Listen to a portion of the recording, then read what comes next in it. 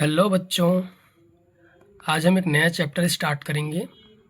साझेदारी का पुनर्गठन, नए साझेदार का प्रवेश। ये हमारा चैप्टर नंबर 4 है। चौथा अध्याय हम चालू करेंगे आज। तो नया साझेदार जब प्रवेश लेता है तो जो पुराने साझेदार थे वो जैसा लाभ बांटते थे वैसा तो अब उनको नहीं मिलेगा। नया साझेदार आ गया तो नया साझेदार को भी हिस्सा देना पड़ेगा। तो नया साझेदार जब आता है तो नया अनुपात उनका क्या होगा जिसमें वो लोग लाभ या हानि को बांटते हैं, वो अनुपात की हम गणना यहाँ पे करेंगे। तो देखते हैं अनुपात को निकालने का तो 5 कंडीशन है, 5 कंडीशन से हम निकालते हैं। तो पहला कंडीशन हम देखेंगे, यहाँ पे दिया है लाभ हानि विभाजन का नया अनुपात निकालना है। फर्स्ट नंबर कंडीशन हम निकालेंगे जब केवल नए साझेदार के लाभ का भाग दिया हो तथा पुराने साझेदार अपना अनुपात पूर्ववत रखना चाहे। पूर्ववत मतलब होता है कि पुराने साझेदार अपना पुराना अनुपात ही रखना चाहते हैं, वो लोग अपने नए अनुपात में चेंज नहीं करना चाहते। जो उनका पुराना अनुपात था वही वो लोग रखना चाहते हैं। इस कंडीशन में कैसे निकालते हैं लाभ हानि का नया अनुपात, देखते हैं। प्रश्न नंबर पहला यहाँ पे दिया है ए और बी। अभी ये जो आपने ये देखा, ये जब केवल नया साझेदार का लाभ का भाग दिया हो, ये आपको एग्जाम में नहीं दिया रहता, सीधा प्रश्न दिया रहेगा ए और बी एक फर्म में साझेदार हैं जो 3:2 में लाभ विभाजित करते हैं, भावी अनुपात ज्ञात कीजिए। नीचे कंडीशन दिया है यदि वे सी को 1/5 भाग के लिए सम्मिलित करते हैं। जो नया साझेदार है सी, उसका नाम है सी, यदि वे सी को 1/5 भाग के लिए सम्मिलित करते हैं, मतलब नया साझेदार को प्रवेश दे रहे हैं जिसका नाम है सी, और वो आ रहा है 1/5 भाग के लिए। 1/5 भाग उसको चाहिए लाभ में हिस्सा, इतना हिस्सा के लिए वो नया साझेदार बन रहा है। सेकंड कंडीशन यहाँ पे दिया है यदि वे सी को, मतलब नया साझेदार को 1/4 भाग के लिए सम्मिलित करते हैं। दो कंडीशन यहाँ पे दिया है, दोनों कंडीशन सेम रहेगा। और यहाँ पे एक क्वेश्चन हमको बनाना है जब पुराने साझेदार अपने लाभ का भाग, मतलब पुराना अनुपात पूर्ववत रखना चाहते हैं।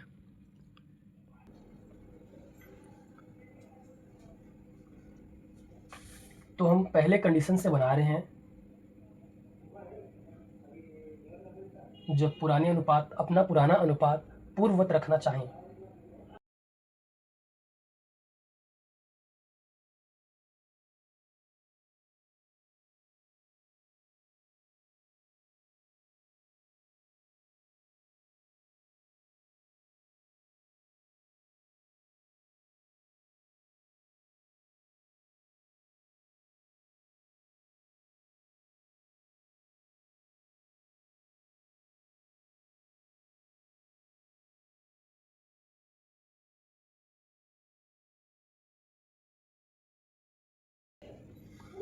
पहला नंबर कंडीशन में जब पुराने साझेदार अपना पुराना अनुपात पूर्ववत रखना चाहते हैं, तो ऐसे कंडीशन में जब नया अनुपात हम निकालते हैं तो सबसे पहले हमको फर्म का कुल लाभ 1 मान लेना है।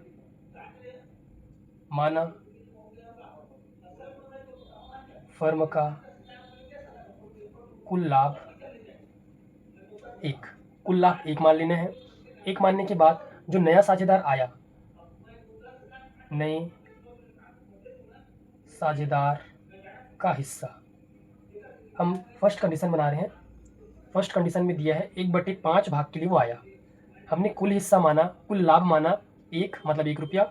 नए साझेदार का हिस्सा उसमें है 1/5, तो हमको शेष हिस्सा निकालना है। शेष हिस्सा कैसे निकलेगा, हमने जो कुल हिस्सा माना है, कुल लाभ माना है, उसमें नए साझेदार के हिस्से को घटाएंगे तो हमारा शेष हिस्सा निकल जाएगा। फर्म का कुल लाभ 1 माने हैं हम, हमारा 1 रुपया कुल लाभ हुआ, उसमें हम जो नया साझेदार आया उसका हिस्सा माइनस करेंगे। 1/5 भाग के लिए आया, 1/5 माइनस करेंगे। तो इसको हम जब माइनस करेंगे, इसके नीचे कुछ नहीं, मतलब 1 होता है। दोनों का लघुत्तम लेंगे तो हम लघुत्तम 5 को लेंगे। शॉर्ट्स मैंने बना दिया है लघुत्तम कैसे लेते हैं, आप शॉर्ट से देख सकते हो। लघुत्तम इसमें 5 को लेंगे, 5 को 1 से भाग देंगे तो आएगा 5। जो आंसर आता है अभी हमारा 5 बार में गया, 5 को 1 से भाग देंगे तो 5 बार में जाएगा, और 5 को ऊपर से गुणा करते हैं तो ये आएगा 5, माइनस 5 को नीचे से भाग देंगे, जो आता है उसको ऊपर से गुणा करते हैं। 5 को 5 से भाग देंगे तो 1 आएगा, 1 को 1 से गुणा करेंगे तो भी 1 ही आएगा। तो ये 5 माइनस 1, 4/5, हमारा शेष हिस्सा आएगा 4/5। अब जब हम नया अनुपात निकालेंगे, यहाँ पे साझेदार हैं,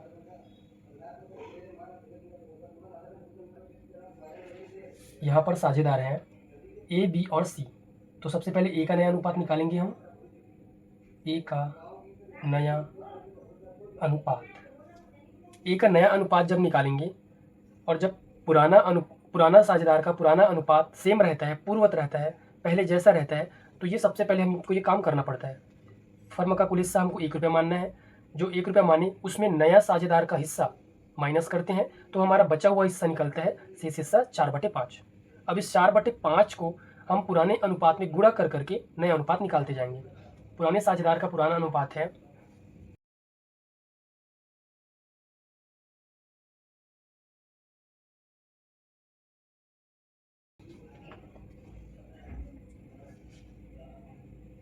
3/5।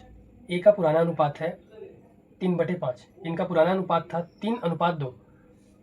तो 3:2 को हम जब इसको ऐसे लिखेंगे भिन्न के रूप में, तो 3/5 और 2/5 बनता है। बी का नया अनुपात निकालेंगे। पहले बी का पुराना अनुपात क्या था वो लिखेंगे, इसका है 2/5। ए और बी का पुराना अनुपात था 3:2। 3 और 2 को जोड़ेंगे और वो नीचे आता है 3/5, 2/5। इसमें हम गुणा करेंगे, जो शेष हिस्सा निकाले, शेष हिस्सा हमारा आया 4/5। तो 4/5 को इसके साथ गुणा करेंगे, 4/5 को इसके साथ गुणा करेंगे, 3 को 4 से गुणा करेंगे, 5 पंचे 25, 4 दूनी 8, 5 पंचे 25। जब यहाँ पे दो भिन्नों के बीच मल्टीप्लाई का साइन होता है तो ऊपर का ऊपर के साथ गुणा, नीचे का नीचे के साथ गुणा होता है। अगर यहाँ पे माइनस होता, जैसे यहाँ पे था माइनस या प्लस, तब यहाँ पे लघुत्तम समापवर्तक तक लेते हैं। अभी हमने ऊपर का ऊपर के साथ गुणा कर दिया। अगर ये और छोटा होता है तो हमको छोटा करते करते आना है, इसको छोटा करेंगे तो भी छोटा नहीं होगा। ए का नया अनुपात निकाल लिए, बी का नया अनुपात निकाल लिए। अब निकालेंगे सी का नया अनुपात। सी का नया अनुपात वही होता है जितना हिस्सा के लिए वो आया है। नया साझेदार का हिस्सा है 1/5, तो 1/5 हिस्सा के लिए आया 1/5, यही उसका नया अनुपात होता है। अब ए के नया अनुपात में नीचे 25 है, बी के नए अनुपात में नीचे 25 है, पर इसके नीचे 5 है। हमको तीनों को सेम लाना होता है, तीनों हर को समान करना होता है। हर को समान करने के लिए हम क्या करेंगे, कोई ऐसी संख्या हमको यहाँ पे गुणा करना है जिससे नीचे में 25 आ जाए। 5 में कोई ऐसी संख्या हमको सोचना है जिसका हम गुणा करेंगे तो 25 आना चाहिए। 5 का गुणा 5 से करेंगे तो 25 आ जाएगा, 5 पंचे 25 आ जाएगा। तो जिसका गुणा हम नीचे के साथ करते हैं उसी का गुणा ऊपर के साथ भी करना पड़ता है। तो ये 5 एकम 5, 5 पंचे 25। अतः नया अनुपात हमारा होगा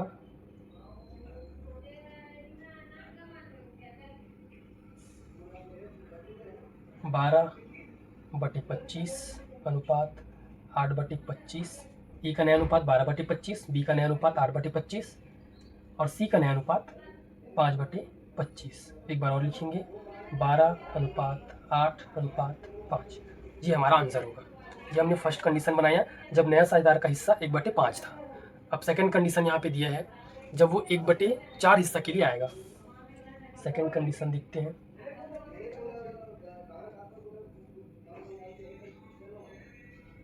जब सी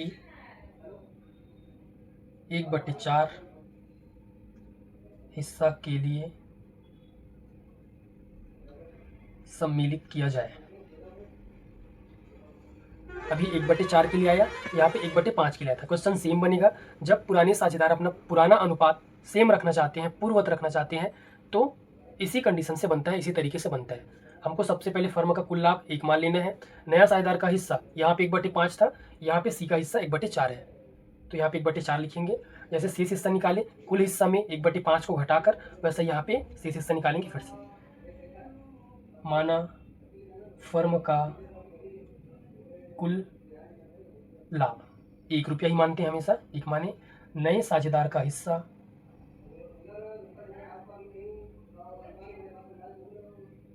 नया साझेदार का हिस्सा यहाँ पे जब सी को 1/4 भाग के लिए सम्मिलित किया जाए, मतलब नया साझेदार सी है और उसका हिस्सा है 1/4। 1/4 तो शेष हिस्सा हमको निकालना है। शेष हिस्सा शेष हिस्सा निकालते हैं कुल हिस्सा में या कुल लाभ में नए साझेदार के हिस्से को घटाकर। 1 में 1/4 को घटा के निकालेंगे तो ये आएगा 3/4। शेष हिस्सा हमारा निकल गया। अब निकालते जाएंगे नया अनुपात। ए का नया अनुपात, ए के पुराने अनुपात में शेष हिस्सा को गुणा करके निकाला जाता है। इसका पुराना अनुपात था, सेम रहेगा पुराना अनुपात 3/5। गुणा करेंगे शेष हिस्सा जो हमने अभी निकाला यहाँ पे 3/4।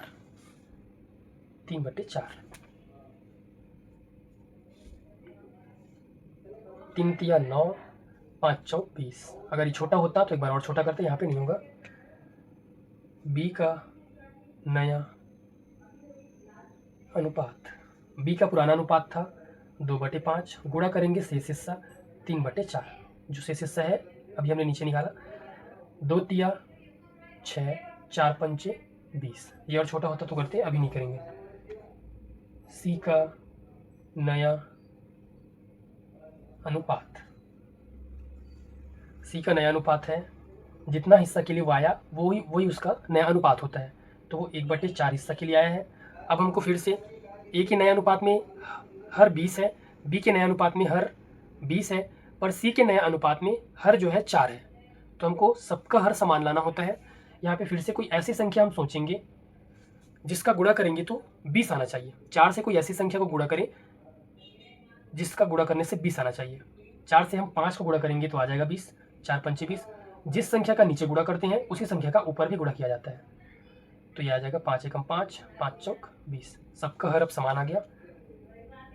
अतः नया अनुपात, ए का नया अनुपात है 9/20, बी का नया अनुपात है 6/20, सी का नया अनुपात है 5/20। इसको एक बार और लिखेंगे 9:6:5। ये हमारा फाइनल आंसर होगा। इस तरीके से बनेगा। जब पुराने साझेदार अपना पुराना अनुपात यथावत रखना चाहते हैं तो फर्म का कुल लाभ हमको 1 मान लेना है।